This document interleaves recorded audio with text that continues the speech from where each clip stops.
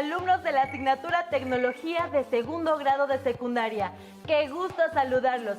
Esto es Aprende en Casa, una alternativa para continuar estudiando. El tema de esta sesión es peligros caseros y tecnologías. Bienvenidas y bienvenidos. Es importante señalar que la asignatura de tecnología tiene un papel muy relevante en su formación, pues les permite relacionar todo lo que estudian en la escuela como las matemáticas, el español, la geografía o la historia.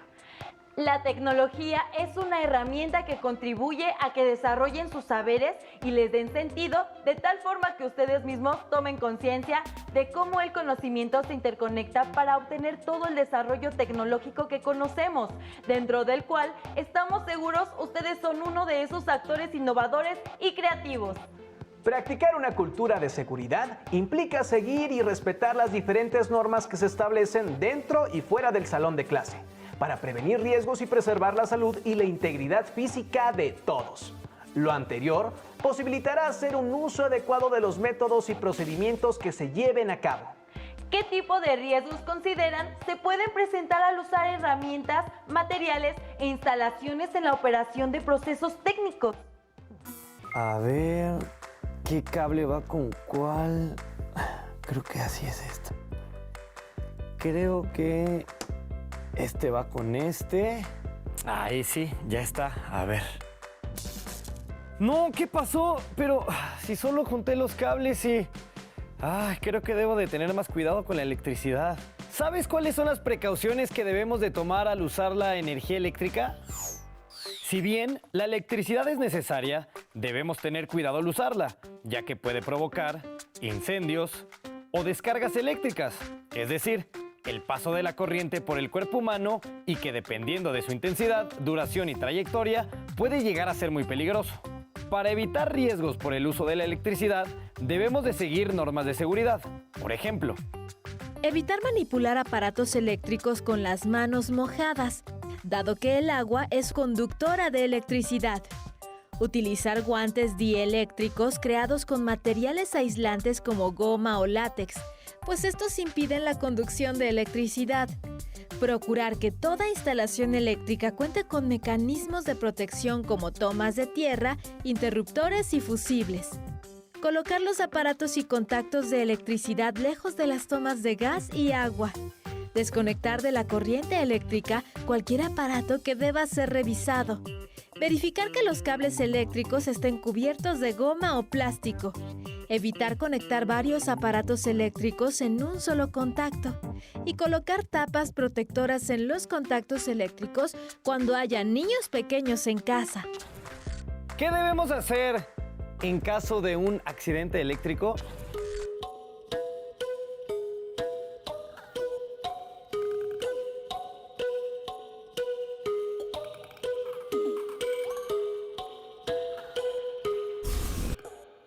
Ante un accidente eléctrico debemos llamar al servicio de emergencia 911 o bien a la Cruz Roja Mexicana.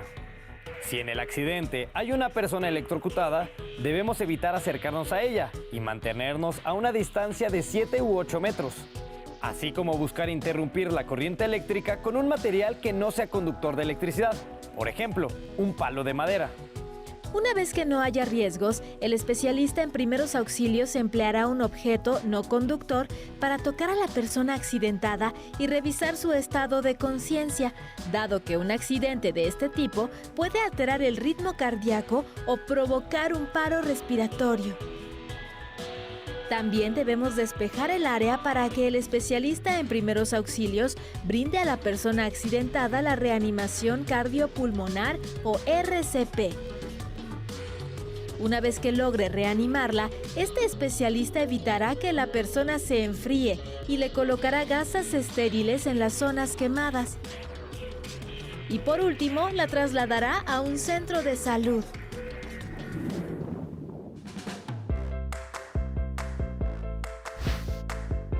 Ahora sé que para arreglar mi ventilador, lo mejor es buscar a un experto antes de poner en riesgo mi salud o provocar un accidente.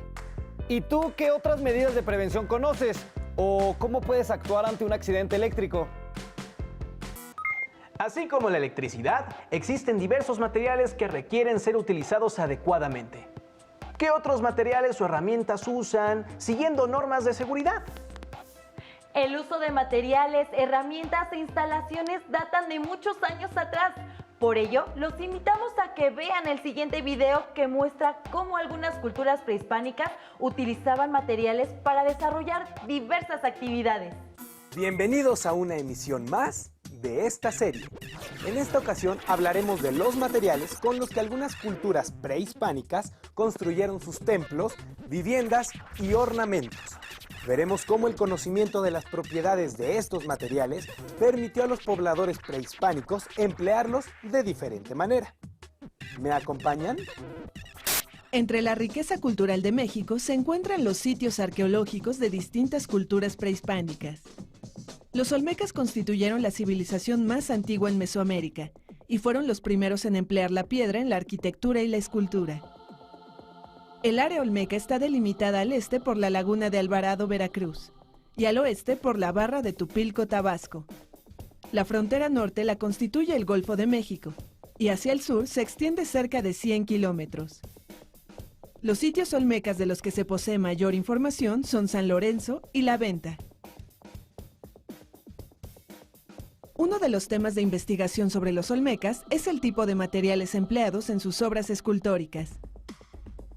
El caso de La Venta es particularmente interesante dado que no existen yacimientos de piedra en más de 50 kilómetros a la redonda. Las esculturas de La Venta fueron elaboradas con materiales muy diversos como piedras de origen volcánico. Por ejemplo, basalto y andesita, formada en su mayor parte por aluminio, silicio, sodio y calcio. En San Lorenzo se han encontrado discos de ilmenita y magnetita, ambos minerales de hierro. La obsidiana y el pedernal también fueron materiales empleados por los olmecas en sus instrumentos y objetos ceremoniales. Ningún yacimiento de estos materiales se encuentra dentro de la región olmeca, lo que indica que tuvieron que ser extraídos en lugares distantes. Los olmecas eran muy hábiles manejando los materiales. Construían grandes esculturas con materiales que no estaban en su zona. Comenzaban a hacerlo en el lugar de los yacimientos y luego las transportaban a donde permanecerían. También construían otro tipo de objetos, como veremos a continuación.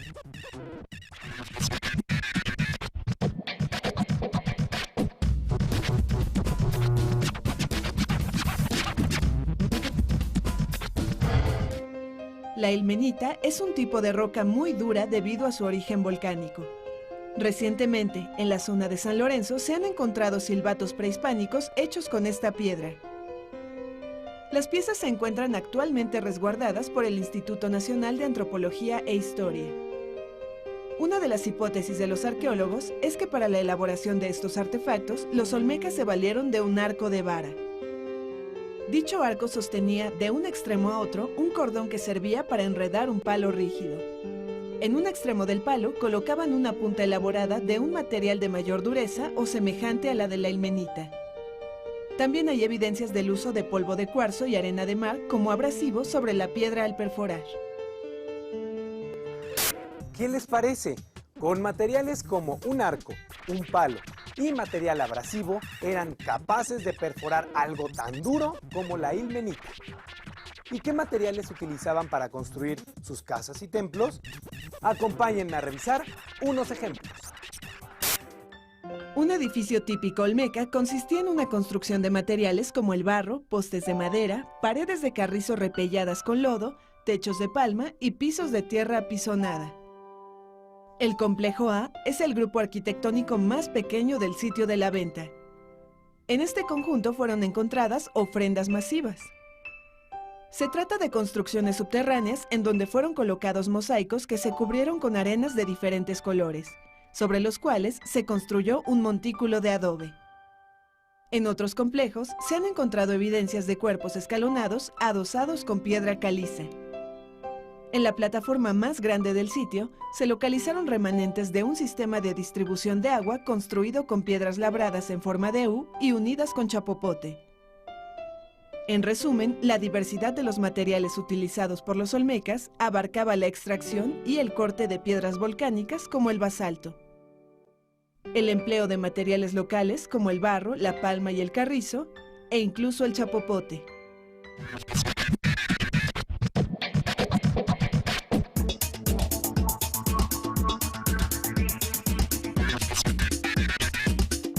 ¡Sorpréndete! Los olmecas fueron los primeros mesoamericanos en recoger y procesar el petróleo que brotaba de los yacimientos naturales. Se han encontrado pruebas de que el chapopote era usado para sellar acueductos de basalto y las embarcaciones, así como en la decoración de figurillas y en mangos de cuchillos. Para procesarlo, los olmecas calentaban una mezcla de chapopote, pasto, palmas y olotes. La dejaban secar y guardaban los trozos.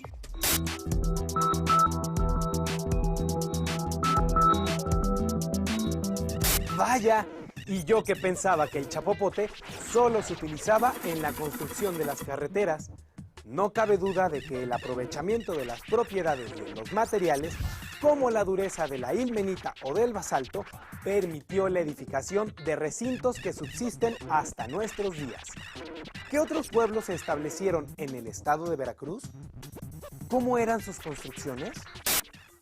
El Tajín fue la ciudad mesoamericana más importante del Golfo de México, pues era un centro político y religioso y controlaba los intercambios comerciales de la región. La construcción de edificios del Tajín mostró influencia teotihuacana y tolteca. El edificio más famoso del Tajín es sin duda la Pirámide de los Nichos. El estilo arquitectónico característico del Tajín son los nichos, que se emplean en las fachadas de algunas construcciones. Los taludes de diferentes cuerpos arrancan de un solo nivel, confiriéndole al muro una gran solidez. Para construir Tajín el Chico, los arquitectos prehispánicos usaron grandes lajas apoyadas horizontalmente. Para unirlas, utilizaban una mezcla de arena, grava y cal. Al hablar de técnicas de construcción, no puede dejar de mencionarse el uso del colado, como es el caso del edificio A de Tajín el Chico, en donde se han encontrado los restos de un grueso techo de argamasa que fue colado de una sola pieza. Esta argamasa se logró al mezclarse arena con piedra pómez, concha marina y fragmentos de cerámica.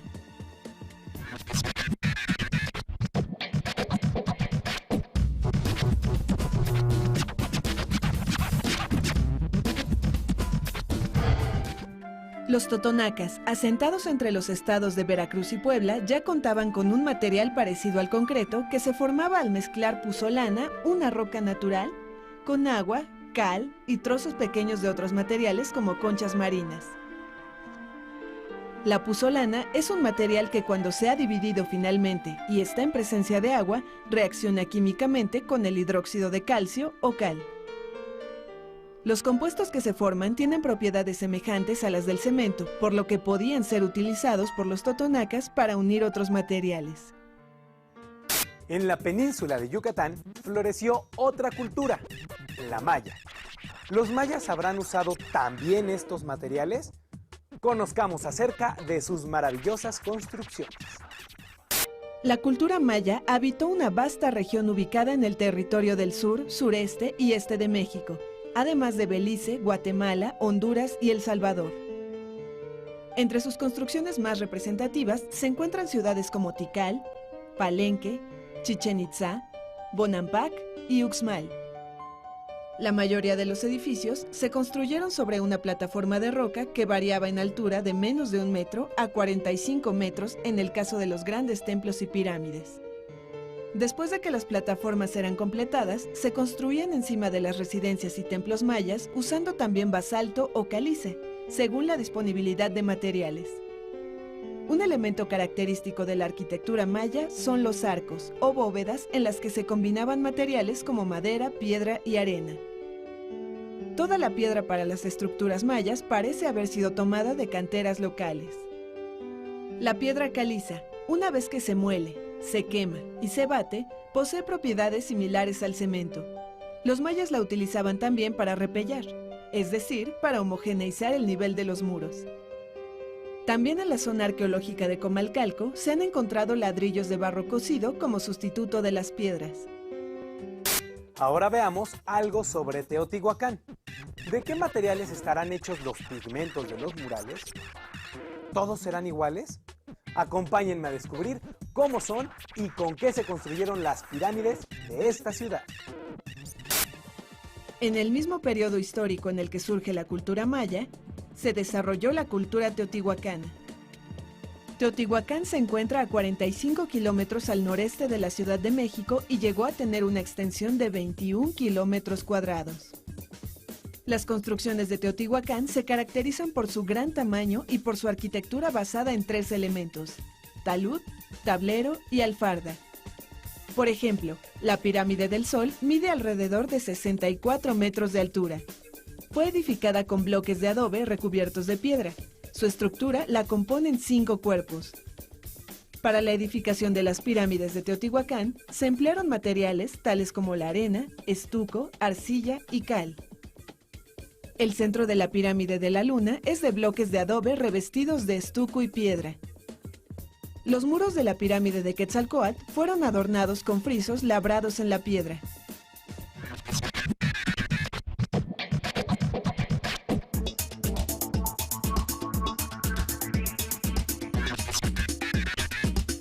¡Sorpréndete! Diversos laboratorios químicos analizan los materiales con que se pintaron los murales de los sitios arqueológicos para conocer su origen, antigüedad, composición y el proceso de utilización. Con ello, contribuyen al rescate y restauración de monumentos prehispánicos, coloniales y modernos. Por ejemplo, al analizar las pinturas murales de Teotihuacán, se ha descubierto la presencia de mucílago o baba de nopal. Esta se obtiene al dejar reposar en agua pequeños trozos de esta planta. Los teotihuacanos lo aprovechaban como aglutinante y se lo agregaban también a los estucos. Lo utilizaban en la preparación de mezclas para blanquear paredes y fachadas, de tal manera que éstas adquirían cierta dureza e impermeabilidad. En la actualidad, muchos albañiles la usan para que el yeso pegue sobre las paredes. Definitivamente, esta ha sido una gran experiencia. Los invito a continuar aprendiendo más sobre las características de los materiales para la construcción en el próximo programa. A partir del video anterior, los invitamos a reflexionar sobre las siguientes preguntas. ¿Qué materiales se continúan usando en la actualidad? ¿Qué materiales se usan actualmente y antes no se usaban? Comenten con quienes conviven en casa sobre las normas de seguridad que están presentes en su centro escolar. Posteriormente, pregúntenles sobre las normas de seguridad que están presentes en sus lugares de trabajo o en otros lugares. Después, elaboren un listado. Ahora, investiguen en las fuentes de información que tengan a su alcance otras normas de seguridad que no hayan comentado y anótenlas en la lista. Esta fue una emisión más de Aprenda en Casa. Nos vemos en nuestro próximo programa. ¡Hasta luego!